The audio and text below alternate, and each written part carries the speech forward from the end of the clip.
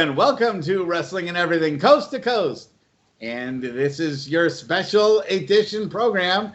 Your host, Buddy Sotello, Esquire, but also Javier Ojst. And do you want to introduce the rest of our wonderful guests for tonight?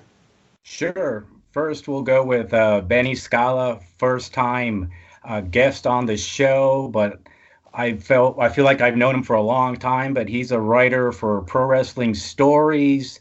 Overall, a great guy. He was a guest, pretty frequent guest on Wrestling with the Future, and now he's a co-host for In the Ring with Dan and Benny, and old school wrestling fan, 100%. And then we got Ryan K. Bowman, a veteran who writes wrestling, sports, interviews, the who's who on YouTube. I've read his stuff, watched his stuff on YouTube, and I love his work, and I'm glad both are here.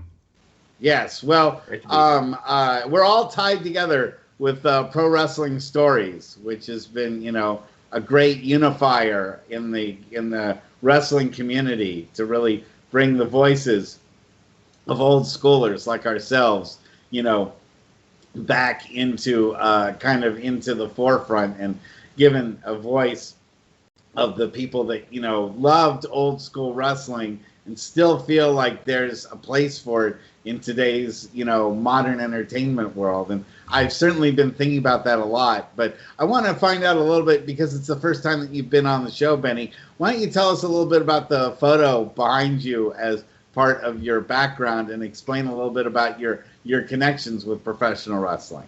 Well, pretty much just a fan my whole life.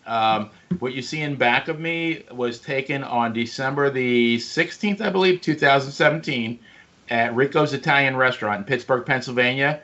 I got to have Christmas dinner with Bruno Sammartino and his family, and along with Dominic DeNucci was there. My friend Mike Miggett, and then Donnie Iris was there as well, the entertainer. I love Donnie Iris. Oh, yeah. Love's Like a Rock. And then with Aaliyah and the rapper, actually, by the Jaggers, right? He was the lead singer for that in 1970. So it was. I told my kids, besides you guys being born, this is the greatest night in the history of my life. And it's what actually got me to start writing, because before that, I wrote stories for my kids, and I actually wrote a song back in 1970. I had it copyrighted. I wrote one of my friends did a comedy show here at Nassau Community College, and I helped him write that. So I've always written stuff, but it was always for fun. But after that night with Bruno, I thought, I got to write about this, and I wrote the title of the story is Campo del Sogni, which is Italian for Field of Dreams, because that's my favorite movie, and that was my Field of Dreams. It was surreal the whole night, and that's what got me started writing. Now I'm way behind Javier. I told him, his writing career, I'm the Washington Generals. I'm Red Klotz, and he's Meadowlark Lemon. He's ahead of me like 68-6, but I'm going to catch up. It's the last thing I do. Well, that's Ryan's about 1,000 to whatever we've written. So let's be real here. First things first. I got to catch you first.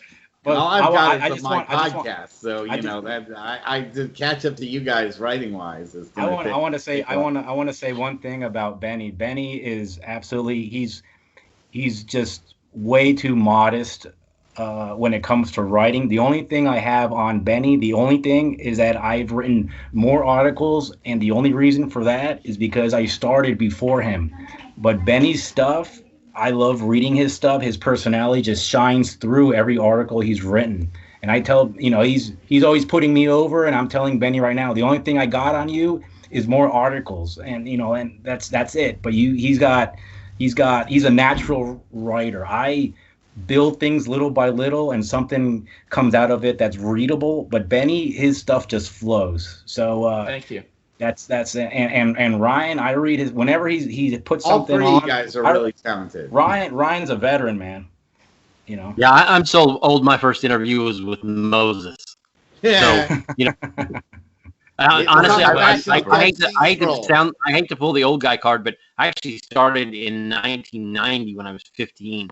So now you're talking, 30 years later. So it's like, it's always a joy for me to see other people that come along the funniest thing about it is no matter how long you do it, you always learn something from people that come in and have a different perspective from you, no matter if they've been writing for 5 months or 50 years. Absolutely. You know.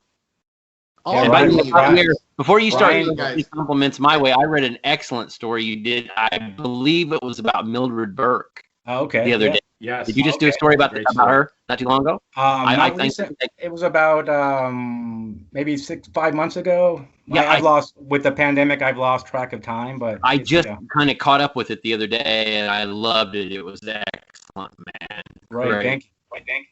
So yeah, all three of you guys, I'd like to throw the question out there.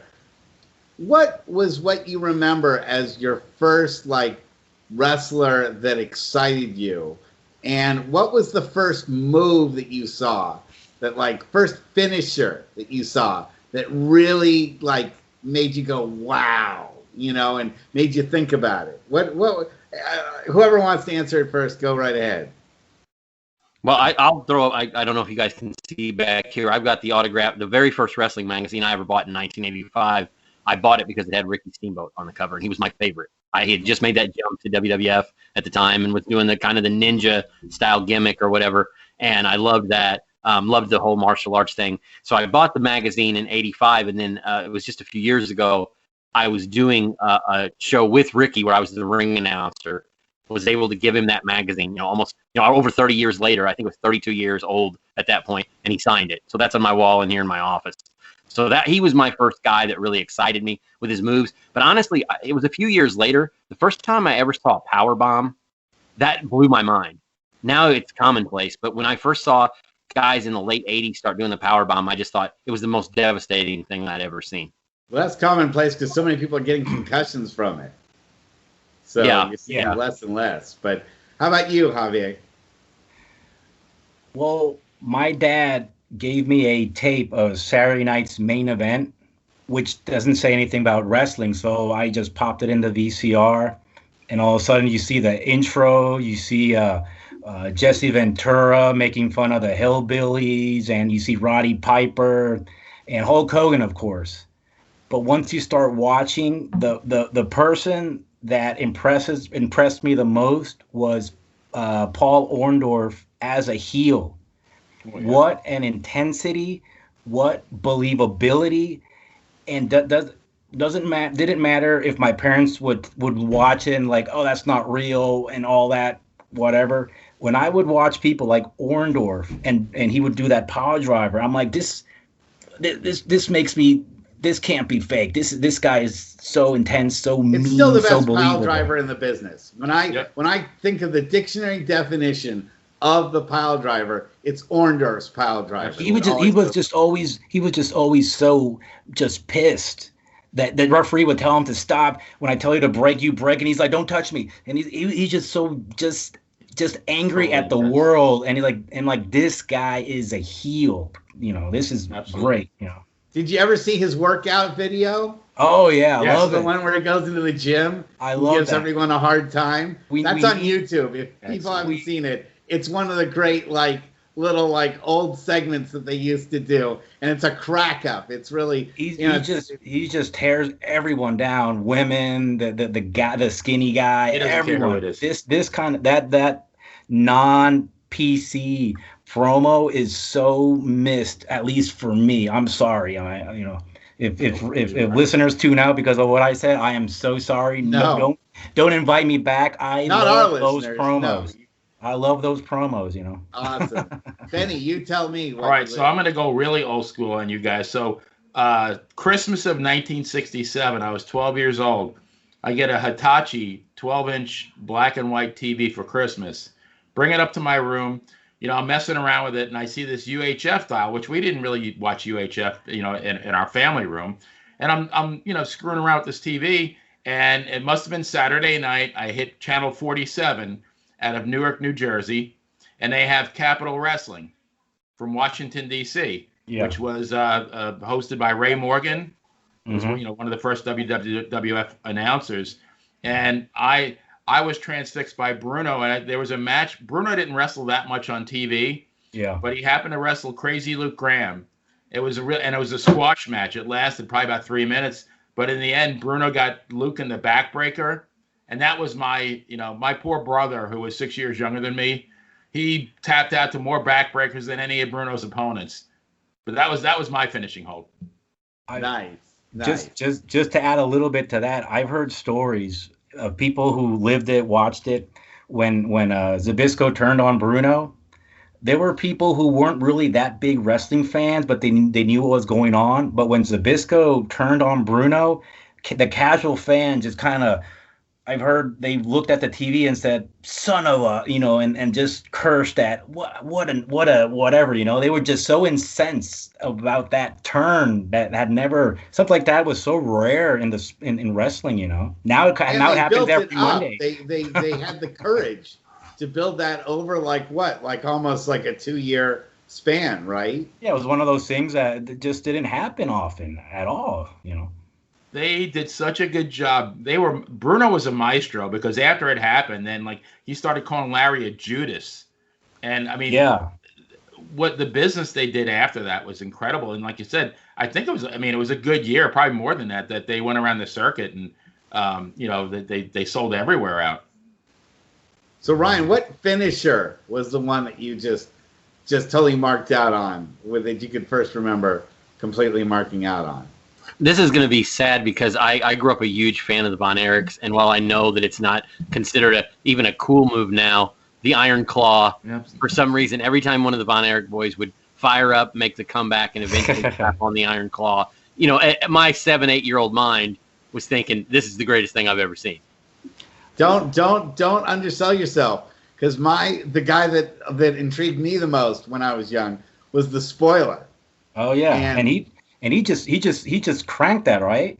Yeah, he sure. Spoiler? Well, he also would do the thing where he would grab onto the guy's head and then walk the ropes too. Oh, Would, and I've never seen a big man move like that. And plus, I love masks. I love but not so much the lucha masks as much as I like the big, mysterious, masked, scary guy. I've always, my whole career, worked with somebody with a mask, just a big guy that can't talk, that won't talk, doesn't get on the mic, just looks scary. And that's always been one of the gimmicks that I've always worked with from the very beginning. And that walk in the ropes. Oh, that walk in the ropes thing, that's where the Undertaker got that from. Right, it was from Don Jardine. Yeah, so I wish I'd seen, sorry about that. I only saw Don Jardine once in a squash match, really late in the 80s, when he was kind of, near the end of his career. And I really wish I had seen some of the earlier matches that I've seen on YouTube live, like against Brody or against some of the other upper, WWF talent and some of the world-class talent or NWA talent that he was up against. So, we were before we turned on the camera, we were having a really nice discussion about wrestling that's going on right now today. I know it isn't, usually what we focus on that much with Wrestling and Everything Coast to Coast. But you're wearing the AEW hat, so it sort of already lends discussion as far as that goes. And I'm way behind on AEW. I haven't watched it much since the holidays, since Christmas and everything. I've been busy on a lot of things too. We're also talking about the NWA starting back up with, I believe it's Shockwave now. Thanks to is it Shockwave? We were talking about that. Yeah. Yes. Yeah. Have you had an opportunity to see it? Anyone had an opportunity to see it? Yeah. But I always tell people to watch the Thunder Rosa and Serena Deeb match. That is one of the best matches I've ever seen. Absolutely. I tell them, please make the time to watch that match. That's women's professional wrestling at its finest. Please watch that match. And that's an interesting subtopic about, did you ever think, when you were watching wrestling in, the 80s and early 90s, that you'd recommend a women's match over any, men's match that was going on, currently? I'm in my case, I'm a huge Wendy Richter mark, and I just let's put away the technical aspects of their matches but the intensity and and how aggressive they would go at each other was very refreshing. You know, like when you watch either boxing or MMA, when women's MMA or boxing, a lot of times they go straight at each other and they don't do the little, you know, the walking around and kind of faking. They like going straight to the business, you know. So I think that's refreshing when it comes to women's wrestling. If you watch from the '80s and certainly the '70s had good stars and all that, you know. Vivian Vachon, you know. Wendy Richter started it, but my real crush was Medusa Michelli. Yeah, she was. Well, she kind of combined, you know, martial arts and wrestling but women's wrestling started evolving and she cut her teeth in Japan just like Wendy, but it was just a different era. She went with some of the best in Japan, you know. She was the first lady I believe could really, you know, go in toe to toe with most men and, you know, not be a total work, not look like it was a totally worked match. She's very believable in the ring, and I'm desperately trying to land her as a guest on this show. So that's not, you know, the call is out, you know. For you're like, what would have been the emails? Medusa, this is the 15th message I've sent you, and I just want you to reconsider. Well, I know she's really busy, but we're hoping maybe to luck out and get her in the spring. You know, I'd love to have her on the show. Who are some of your favorite female wrestlers, Benny and Ryan? Well, I mean, back in the day, I kind of had a crush on Donna Christianello. Now, we're going way back in the late 60s. She used to tag with Tony Rose. And I can't even remember who their opponents was, who the babyface women wrestlers were in the WWF back in the late 60s. But she was one of my favorites. And then, you know, Medusa, same thing. Medusa struck me as somebody who could, you know, actually kick somebody's ass. I mean, she was very believable to me. Until she met what's her name? What's the Japanese girl with the hair all stuck up? I forgot. I know you're talking about too. I'll remember. Go ahead. I'm sorry. I would say Bull Nakano. Yes. I would say for me, you know, the thing that I remember back in the 80s and 90s is there just wasn't a high demand for female wrestling. You know, you would maybe every now and then you would see a card that had a women's match on it. But for the most part, that was an exception, not the rule. As far as the great competitors back then, you guys mentioned Medusa.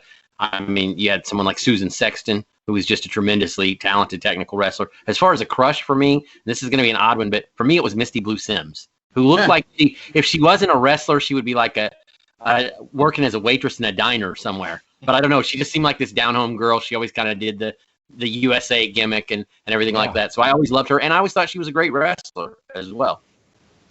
She was pretty strong in the Northeast, but she just never worked for WWF, right? Yeah, she did some NWA stuff in the 80s. Mm-hmm. I think it's one time, I guess, the women's champion was called the NWA North American Women's Champion. I think she had that for a while. Of course, we had the LPWA, which was pretty successful and brought a lot of those ladies together in the late 80s. I love the LPWA.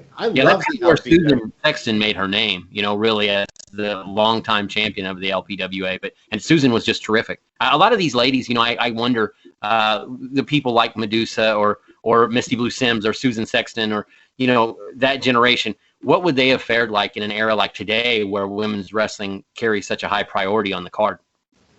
Well, yeah, and you've seen the popularity of the Glow series, you know, really shows that, you know, that the general public, you know, has accepted women's wrestling now to the level at which they accept men wrestling. It's now not seen as unladylike or undignified for girls to get in the ring. Yeah, and, you know, Shimmer, you know, Shimmer has been very successful.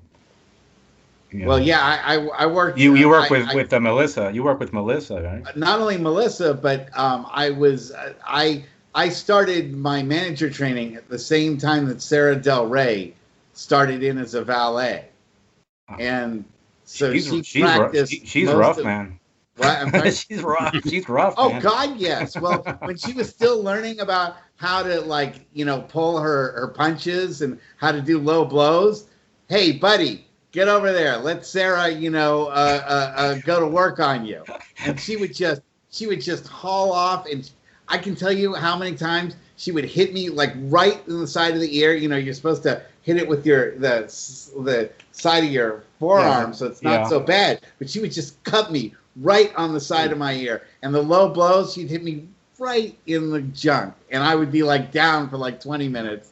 And all the other guys were like, "That's the way not to do it." Did everyone exactly? Get that? All the other boys were like, "Yeah, buddy, you're really learning the ropes now." I'm like, "No." And I have another little funny story about a female manager, a valet who was trying out, and she's short. She's like maybe 4'8", 4'9", or whatever, and she was learning how to bounce on the ropes. And I always use this as a story that people say, everything in the ring is fake. Nothing is real. I said, well, you can hurt yourself on some of the most mundane things in the ring. And this little girl, she was so sweet, but she was doing the ropes, and she was bouncing back off the ropes, but her arm was too short to reach over the top rope. Mm-hmm. So most people don't realize that the rope is just steel cable with like a garden hose around it, or just rolls of tape wrapped around it. So it's not... people think it's like this giant rubber band, and it's not. It's a solid piece of material that if you hit it wrong, it really hurts. Yeah. And she hit the back of her head right where you would have the rabbit punch. She hit the nerve center right at that base of her skull, and so she bounced off the rope, knocked herself out, and landed just like Greg the Hammer Valentine used to do. But Greg knew it was coming, and she landed right on her face and like really screwed up her nose, and that was the end. She never came back into wrestling again. So it's tough in the ring. Most people don't understand. A lot of these girls, because of their size, can have a lot of trouble adapting to what would never happen to the great Khali that I worked with. Also in APW. So. Yeah. That's a podcast. That's a show in itself with Dalip. What was his name there? Dalip Singh. Yeah. Yeah, he was quite an unusual individual to see. Literally, I saw him right as he stepped foot in APW, and really he'd been in America maybe for about 48 or 72 hours. Wow. So.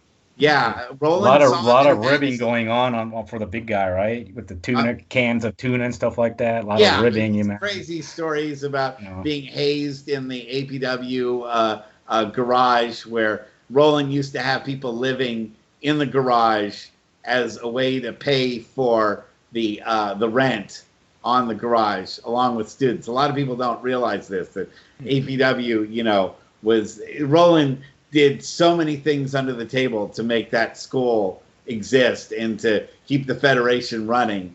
And I don't think he ever paid a dime in taxes. I think I can say this now. He's been dead, enough years. The IRS has probably given up. But I don't think at any point in time that he ran APW that he ever paid taxes. They were always chasing him and always threatening to shut him down. But somehow... that was his Roland's former life, was an accountant, so he somehow was always able to juggle the books like that. Yeah. APW is another story. You guys weren't really involved in any of that over there, but one of these days I'll have to, write a whole thing about it. I think it would make a great Dark Side of the Ring. I think that the whole APW story one day would be an excellent episode of Dark Side of the Ring. I was pretty close to APW because I lived in San Francisco like for 6-7 years. So it was really close. Yeah, and they were the big fed along with BTW. But we were also talking a little bit about NWA Power and how that was a great little show, and then they're trying to move it now to Shockwave, but a lot of us haven't really caught up with it yet. Ryan, have you had a chance to watch any of it yourself, or? You know what? Honestly, when the COVID crisis hit, I kind of tuned out with NWA, but I will say I was a big fan of the production that they start out on YouTube with. I like Nick Aldis. I think that he makes a great figurehead for that company. I'm a huge fan of Dave Marquez, both professionally and personally. So anything that he's involved in, I was going to take a look at. But no, I'm kind of like you guys. I guess a lot of this, I think we all sort of unplugged a little bit from wrestling when the coronavirus happened and some shows were canceled. And next thing you know, some of the companies that you watched regularly weren't running shows at all anymore.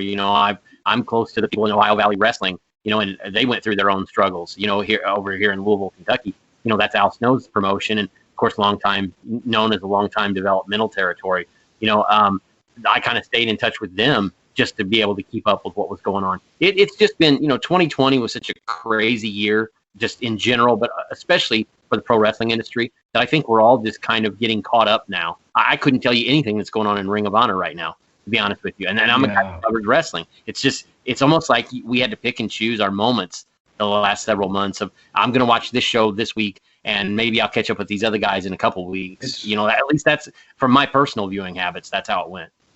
And it's a risk with so much content. I mean, you basically have to sit there hour, 2 hours, and you got to ask yourself, do I want to sit here and watch this? Am I enjoying this? But there, in terms of content and past content that's already out there, you can watch. I mean, it's right now there's more wrestling than ever before.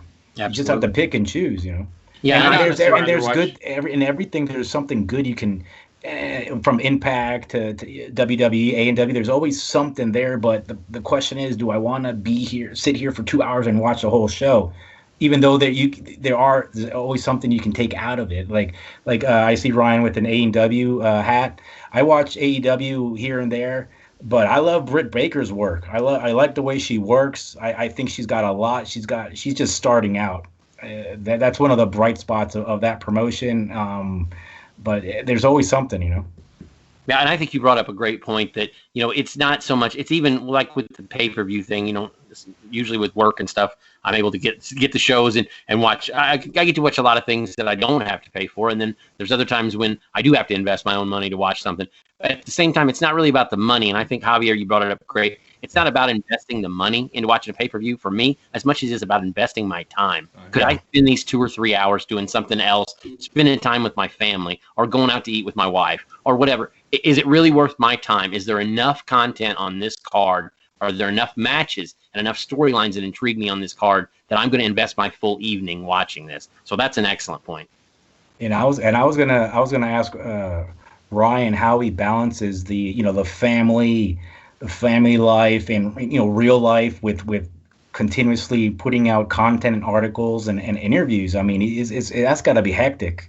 Well, they like the money. That's but no, seriously, it is a challenge because I have to, and that's why there are times when I say, on Wednesdays I'm gonna watch AEW. I kind of tend to shy away from the next day if I don't get caught up on NXT. A lot of times what you have to do, it's kind of like a Cliff Notes. You go read the results. And then you kind of come back and say, okay, maybe I should watch this, or maybe I should invest the time to at least see this match or whatever. But yeah, I mean, having kids and a wife and a house to take care of and everything else, and working for 2 different pretty high profile websites now at the same time, you have to not trying to pat myself on the back or anything, but you do have to balance that pro wrestling life with real life, and I've just kind of always told them, this day I need to work all day. This day I'll be off. On Tuesday, I'll be off until the evening, and then I'll probably watch Impact. But during the day, we're going to spend time together.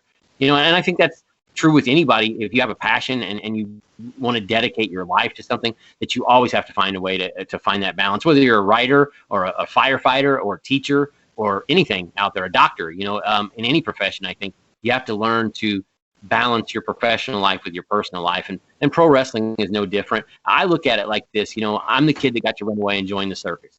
I've got to work in the wrestling business. I've got to get paid to write about pro wrestling. If you told me this when I was a kid, I would have told you were crazy.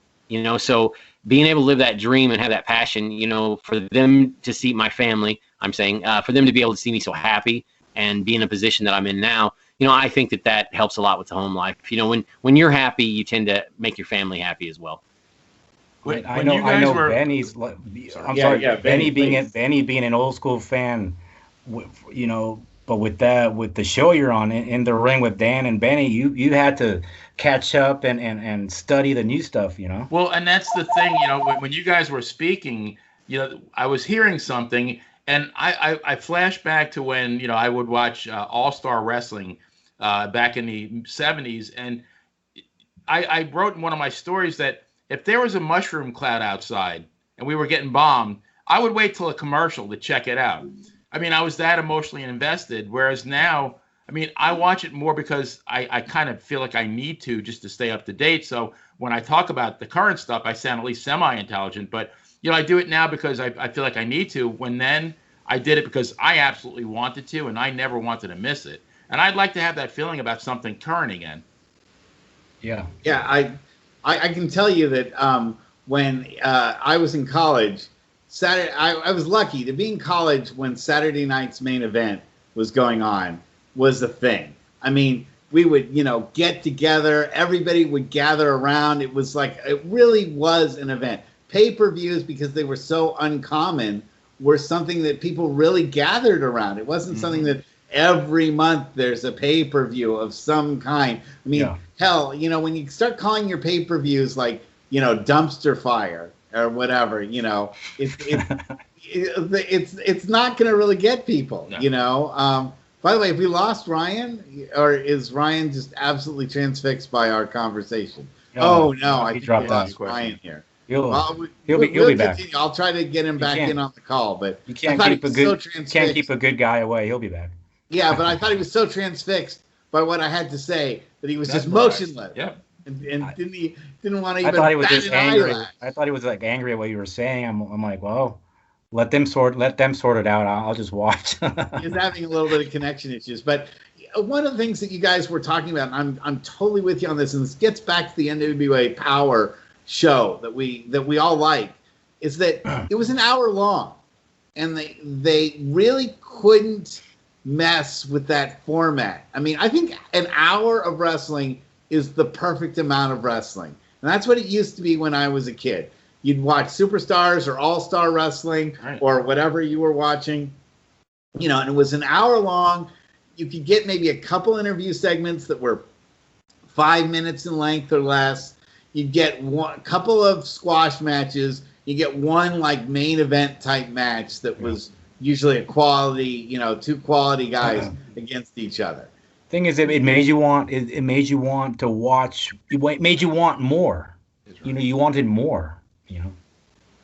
Oh, Brian, glad that you're back. I thought you were just transfixed by my statement that you couldn't even bat an eyelash. I thought you kicked me off for comment. No, your connection was a little off. We were talking just to get you back in on the conversation, is how maybe less is more, and that was one of the reasons why the NWA Power was good, that it was only an hour in length, and that maybe that would be the secret to maybe bringing people back to enjoying wrestling shows, is limit yourself to an hour and give people a reason to want to see more, rather than having 3 hours and showing repeats of what just happened 2 seconds ago, and having 20-minute promos that go absolutely nowhere, and you're checking your watch and you're just going, you know what, I'm going to go flip the channel to something else and come back, and maybe I'll see 5 to 10 minutes of wrestling in an hour. Yeah, the other thing too is looking back on it, when you said we used to watch the hour-long shows, and it was an hour-long of mostly promos and squash matches. It wasn't even, the like these main event type matches. Now you get 2 hours of pay-per-view level matches or title matches. It was so rare to see anything outside of maybe a TV title match. WWF television in the 80s, you almost never saw a title match unless it was maybe the tag titles. Tag team. That was pretty when a title changed hands, you went back to your friends and you would talk about it for days, wouldn't you? Absolutely. You would say, oh my God, I can't believe the Intercontinental title went over to Tito Santana. He finally got it from Greg the Hammer Valentine. And that would be the topic of discussion for a long time. I don't remember the last time I talked to any of my wrestling friends about a specific title change and what that meant. Maybe when Brock Lesnar finally really loses his title and it stays off of him for a while would be worth discussion. But there isn't a title right now that I think anybody really cares about. Remember how the internet changed things. You had to sit there and watch Nitro. You had to watch Raw, because it's not like you could go back, you go to the internet and watch all the matches and pick and choose. You had to sit there and watch. Right. Now you don't have to watch. You can go online and watch it later, or just watch one match, or just watch clips. But before you had to sit there. Well, it's a different or switch back and forth, right? I mean, when I was in law school, and this was in 1990, and when I was in law school, I used to use these $300 an hour accounts for Westlaw and Lexis to read like the newspapers of different cities to find out what the results were in matches, and tell all my friends about, I read in Milwaukee, that they had, these matches going on, and so forth. So, again, I think the statute of limitations run out on that by now, but Well, back in the day, our internet was called Pro Wrestling Illustrated, and you had to wait 2 months to find out the results from cities that you didn't see their shows. The wrestling magazines, and I give credit, of course, to our friend Bill Apter out there, who I love. I talked to him last weekend, and for those old, what they called Apter mags, that was your pipeline, because just like what Javier was talking about, how much the internet's changed things. Now you can watch wrestling from anywhere in the world, but back in the 80s, if you would maybe get, I think we got 3 or 4 different territories, but I never knew what was going on in Portland, with Don Owen and their company, or down in Florida Championship Wrestling, because it didn't air in my area. So a lot of times, you would have to keep up with it through the wrestling magazines, and the magazines were always at least 30 to 60 days behind in the storylines. Yeah. I think Benny usually has a couple of magazines right next to him. I actually have just in case he's invited on a show. 1969 issue of The Wrestler.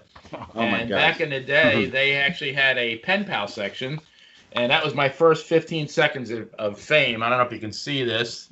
Almost. Can you see it? Not right now. I think you'd have to turn off your background.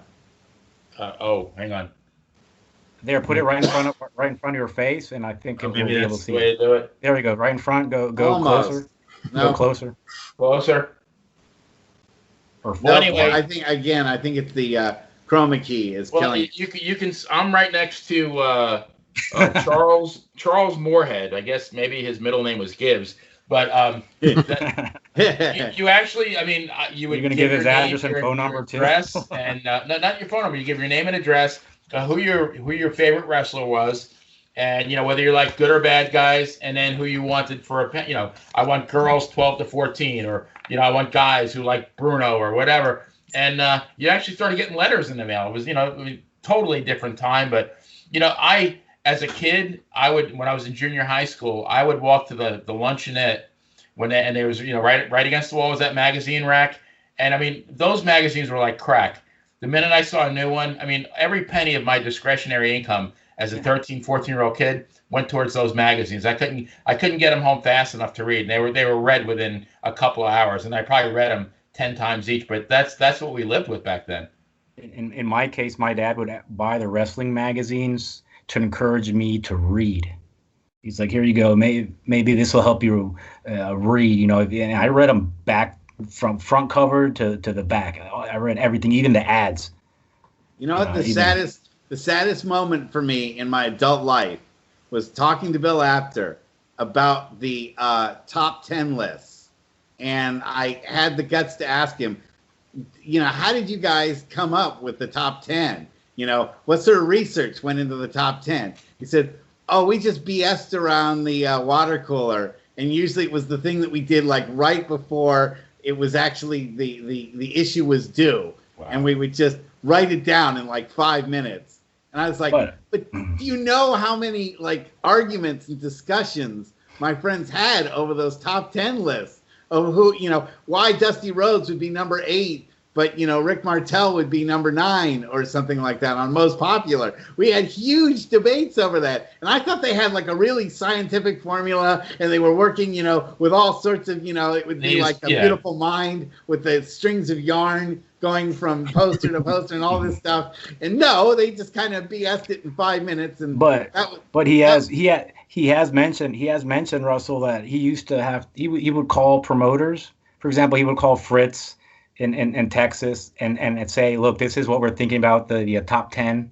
Are we about right here? Who should be up top? Who should be? So he would consult in Florida with the Grams and things like that. So he would get some kind of, so they wouldn't be out, not even in the ballpark. So he would Well, that's what he said. A few of them seemed like they really were from the ballpark, but by and large, it was never based on anything at all. It was never based on any like one loss, because I thought they had like this, back at the offices, they meticulously kept records of every match that Dusty Rhodes was fighting and all this other stuff like you do now. Now people do keep those kind of records, scarily enough, thanks to the internet. But back then, I thought they were doing all that for us. But by and large, it was something they say that Bill Apter said a lot of times, like 5 minutes to go. They're like, "What do you think? Dusty Rhodes more popular than Rick Martel?" Yeah, sure. Yeah. With popularity, I would think it's super opinion based, but with championships, and depending on what promotion, then there was a logic to who was up top, who was underneath, But it was really always interesting. A lot of fodder for conversation. Always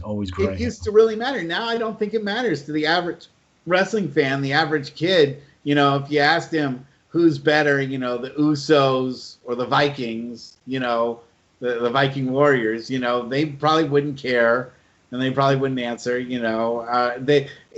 People have their favorites, but they don't really like. There is no like who's the number one contender. I mean, the WWE will always tell you who that is, but back then, that was something we really seriously followed. We actually really cared. Will Ronnie Garvin ever get his title shot against Ric Flair? The confusion would happen when you would open your mag, which was 2 to 3 months already out of date, and you would see the top contender, but on TV you would see someone else going for the title. So like, what's going on here? That was always it took you a little bit out of your game, but yeah, it was always fun. Hear that a title changed in a territory and you never got to see it or anything like that. 2 months later you'd see the guy wearing a championship belt. But then especially in the Bay Area, we were not in NWA territory, so we got the AWA mostly. That was, and then the WWF kind of shoved the AWA out of the way, but we never got to see like Ric Flair, rarely got to see like Dusty Rhodes until he was with the WWF. It was the kind of people we could ever see live, and seeing the thing live really made you connected to it. Whereas now, I don't think that's the same sort of thing for the standard kid. The standard child doesn't feel like they have to see wrestling live to be connected to it. If I'm wrong, maybe so, but my kids are not really into wrestling, so I don't really have much to go on. It goes back to what Ryan said, because on TV you're getting pretty much quality pay-per-view matches. So the pay-per-view seems to become less special. And if you get the network, the pay-per-views are included. They're not really called pay-per-views anymore. They just tell you what event's going. The Royal Rumble. Well, you're really not think they call it pay-per-view. You subscribe to the network, you're getting it anyway. It's just different, $9.99 or $10 or whatever it is. You get all the old stuff, the Raw, SmackDown, Next, and the pay-per-views that are every 2 months. I started referring to them a couple of years ago as premium events instead of pay-per-views. That's a good way to call them. Yeah. For the most people just usually the next night, if it was Sunday, Monday Night Raw would usually feature either highlights of everything that went on on Sunday, or rematches based on whatever match there was on Sunday that didn't go right. They would have a rematch of something like that. So I was like, okay, well, I'll just wait for the rematch the next night, and they'll probably rerun everything anyway. I didn't watch the Royal Rumble. I was at one of the first Royal Rumbles ever at Arco Arena. So it should mean something to me, but it's lost a lot on me over the years, and I just don't feel like it's got that kind of like unique special event type thing. I don't get amped up for, even WrestleMania when it was here in the Bay Area for number 50. Number 30. I didn't go crazy over, and from what I heard, it was probably not such a bad thing, because I heard it was tough to attend, and it was just such a huge money grab for everybody. Well, Benny has an interesting trivia of who was the first wrestler to ever be eliminated in the Royal Rumble, right? Butch Reed. Yeah. Wow. Mm-hmm. Wow. The first Royal Rumble ever. He was the first one eliminated in the first ever Royal Rumble, right? Those are kind of cool little trivia tidbits, you know. We did a little tribute to him on our podcast, and one thing I did not know about him was he was a professional. He was a professional in the rodeo. He did steer wrestling. I had no idea. I'm sure the steer didn't like it. No. Yeah, I'm sure he had no problems doing that at all, man. That guy, Butch Reed, was just the strength on that guy, and I wouldn't like to be a steer in those rodeos at all, man. No, What was your favorite incarnation of Butch Reed? Was it when he was Hacksaw? When it was natural? It's got to be in Mid-South, right? I mean, yes. I'm a Doom Butch Reed fan. So, oh, really? Yes. No, they were good too. You like those masks on them, right? Even though it was the worst kept secret since Dusty Rhodes was the Midnight Rider. Well, and with him, he was actually supposed to win the title from Ricky Steamboat, when the Intercontinental title, when Ricky was going to go home, and he no-showed that day. And so Vince said to Hulk, well, who you think would be good? And I guess Honky Tonk Man just happened to be walking down the hallway, and he goes, how about him? And then the rest is history. But that could have been Butch Reed's, and who knows what would have happened if he had won it. Wow.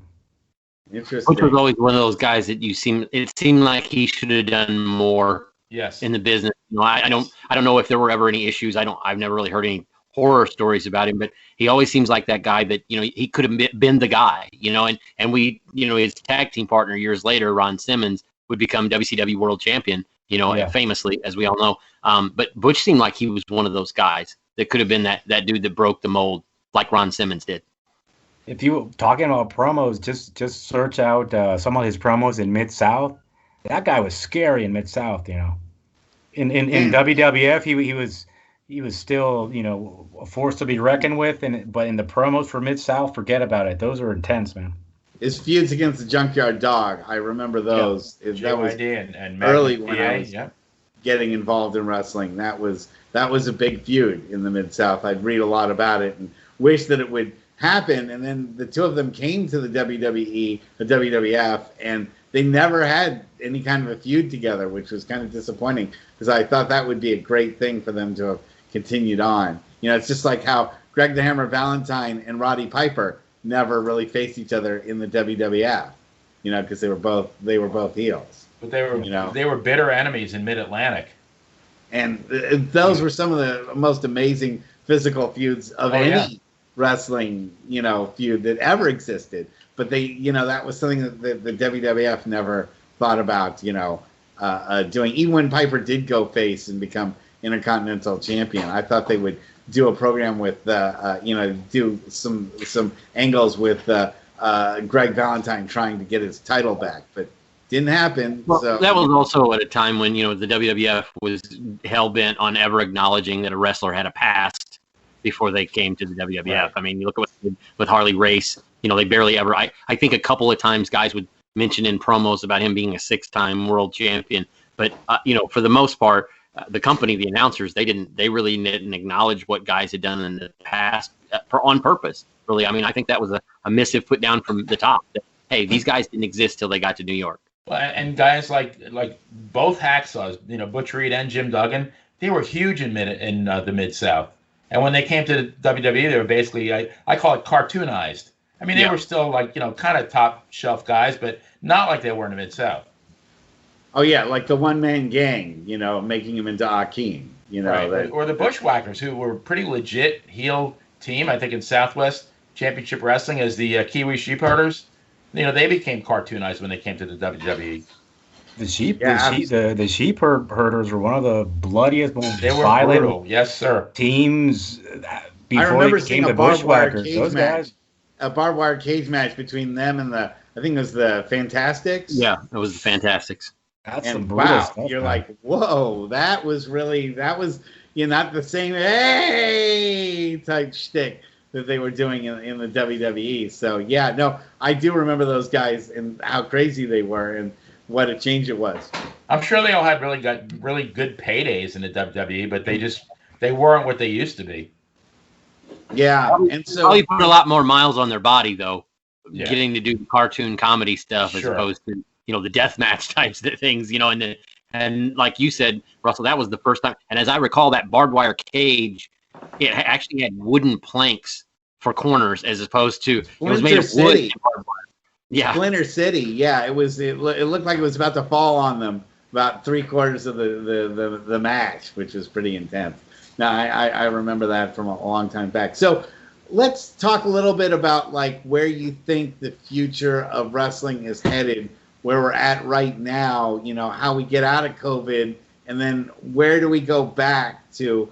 Do you think that we'll ever see the 100,000 fan arena filled to capacity for an event ever again?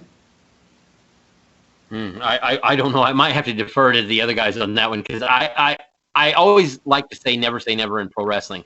But as of now, I think we're going to see the industry as a whole in the next 5 to 10 years downscale a lot. And that includes even WWE, the worldwide leader in the industry. I think, to be honest with you, wrestling, to me, it's not made for football stadiums. Wrestling is made for arenas. And, 10,000 people, 15,000 people in a building.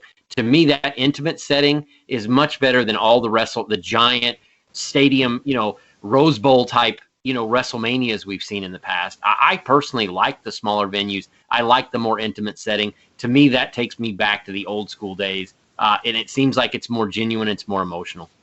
Yeah, I would agree. I agree with that. I think like Ryan said, it's great to be able to fill a stadium, but honestly, what can you, if you're in a stadium and you're into nosebleeds, even with the screens, are you really, there's something lost there. The ring is so tiny and you're watching like two ants wrestle, and I agree with Ryan. Arenas, I think, are the way to go, or even smaller settings. Well, and back in the day, back in Memphis in the early 80s, they drew 10,000 people to the Mid-South Coliseum every Monday night. I mean, every Monday night. So, I mean, you're a wrestling fan in Memphis, you get to plan your life around wrestling. You get to go once a week and watch some, real good stuff. And now, I mean, living in Tampa, what do they come here once or twice a year if you're lucky? So you kind of lose that, emotional investment because they're not really here. I wanted to ask Ryan, just switch a little bit to since we're talking about the new stuff. I wanted to ask Ryan who he thinks is the next game changer. Is it going to be Roman Reigns now as a heel? Is he going to be the next big thing in wrestling that's going to bring people back, and people going to remember him 15, 20 years from now, talk about Roman Reigns as a heel? Or is it Bad Bunny? Yeah, that's it. Got it right there. I think obviously Roman's going to go down as not only one of the really great big men. I mean, everybody that thinks that he can't wrestle, you're wrong. For a guy his size, he's amazing in the ring. And I think that he's put on some really great matches. Honestly, I think what happened with Roman is they missed the bus on this 4 or 5 years ago. And now it's just sort of like, yeah, he was down as one of the greats in WWE history, but will he ever reach that legend status of Rock or Austin or Hogan? I don't think so. I think he's kind of a placeholder right now. For me, the guy, and I know I'm going to look like an AEW mark because I'm wearing the hat, but I would love to see what they're going to do in terms of this crossover with New Japan, Impact Wrestling, everything else. I think if you have a guy emerge, maybe it's Kenny Omega, a guy who emerges with 2 of the titles or 3 of the titles, is multi-champion over 2 or 3 different companies, I think that would be something that would really light people's imaginations on fire because it's really not something we've never seen before. Yeah. I think the ultimate answer lies outside of WWE. I think something has to happen on an NWO type level somewhere that forces WWE's hand once again to up their game. They've had 20 years, essentially 20 years of really having no real competition. That's what's going to change. I don't know if it's one guy or one movement. I certainly don't think it's Roman Reigns is the guy that's going to suddenly throw gasoline on the fire and just light the wrestling world back up again. I think there's somebody out there and there's a scenario out there, but honestly, I don't think we've seen it just yet. I thought you were going to mention Luchasaurus. I'm highly disappointed. No, I do like that. I do too. Team, no, I think honestly, and I wrote this not too long ago in a column, the Power of the Pin column that I write, that Omega could be the most impactful wrestler of, pun intended, the most impactful wrestler of this year if he were able to carry on dual championships, AEW and the Impact World title at the same time, and appear on both shows in different scenarios. That, to me, would be the most intriguing storyline you could get out of one guy right now. But I still think it's going to be more of a movement. It's going to be more of maybe a faction, or maybe just a change in attitude, like the WWE, again, another one there, like WWE did in the late 90s. I think it's going to be more of a fad or a phase that a company goes through as opposed to one guy. Because I don't think that we're at an era now where the audience is just going to buy into a Stone Cold like they did in the late 90s. Or they're just going to buy into Hogan like they did in the 80s. I just think we're in a different kind of era, and it's going to have to be more of a change in attitude or a change in style for a promotion to really recapture the audience again.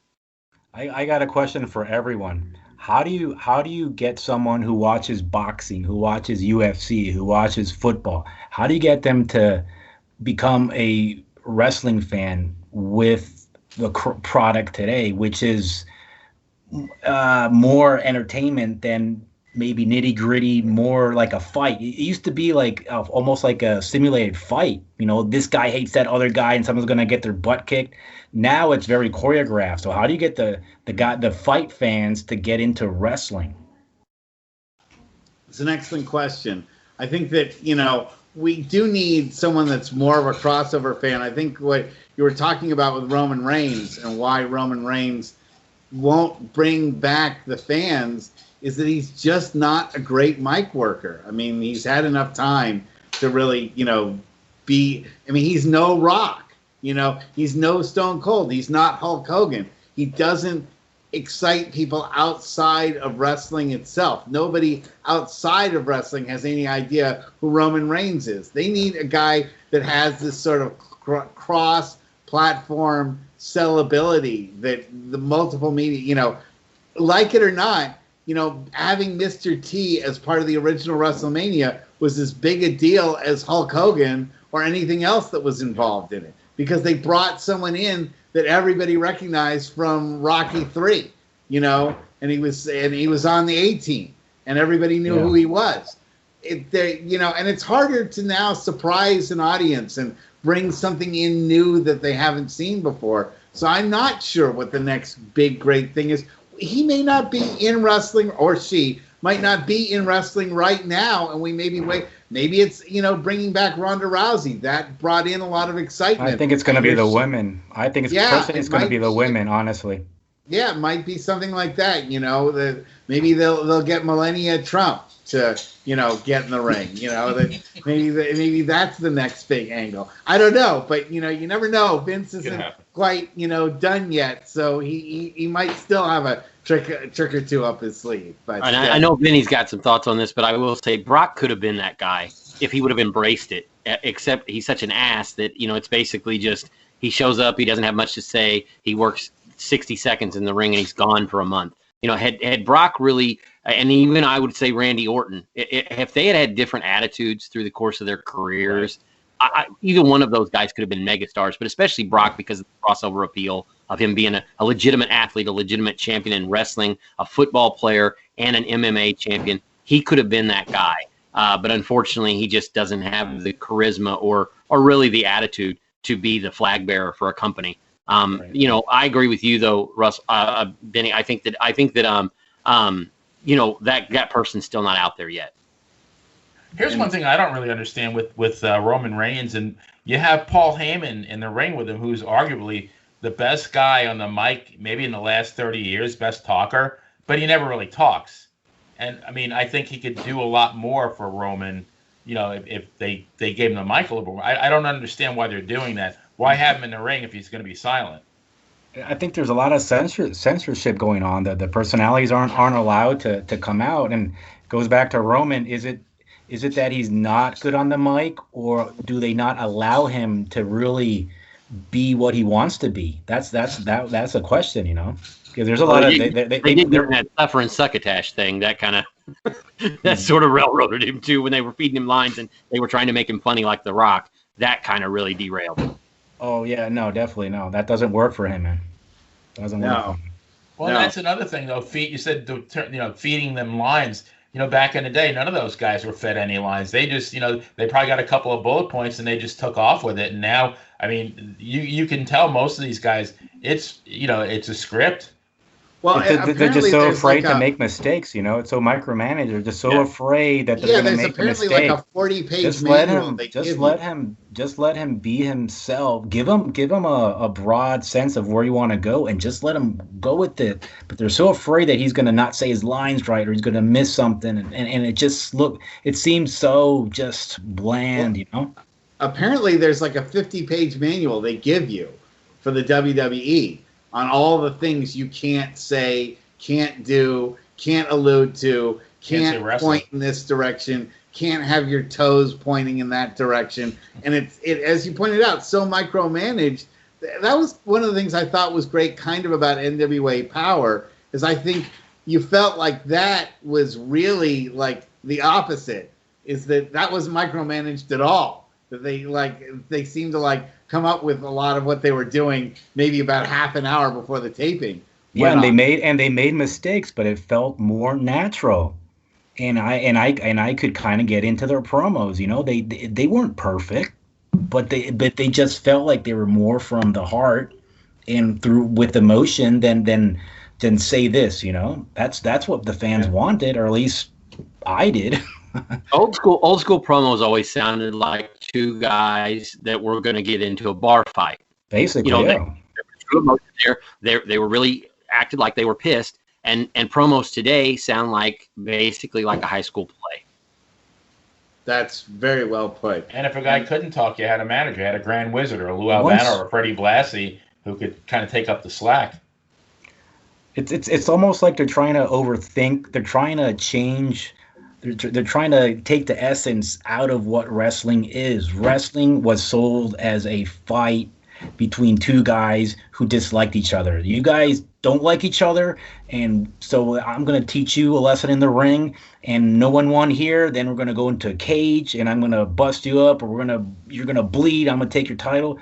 Now you want to feel that, but it doesn't come across in the ring that way for the most part, because I'm not going to throw all wrestling off the bridge under the bus, but you're watching it and I just feel I'm not feeling it. I want to feel that you don't like that guy. That's what I want to watch. You really felt. I know it's scripted. I know you guys are working together, but I want to feel that you don't like that guy. That's why I'm here, sitting here, investing my time in this. Make me believe again. Absolutely.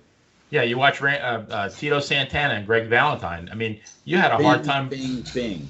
Right? That was my favorite feud of all time. So you just got it. You really thought that those guys couldn't stand each other. Even something like Jesse Ventura and Ivan Putski. I really thought when he used to call him Ivan Podusky, yeah. You really thought they didn't like each other. So, I mean, I don't feel that with any of these guys. They just feel like, they're probably going to go to Wendy's and get a grand slam after the match is over. I mean, I don't feel that anymore. I wanted to ask that also for everyone. I know with the internet and social media, do you think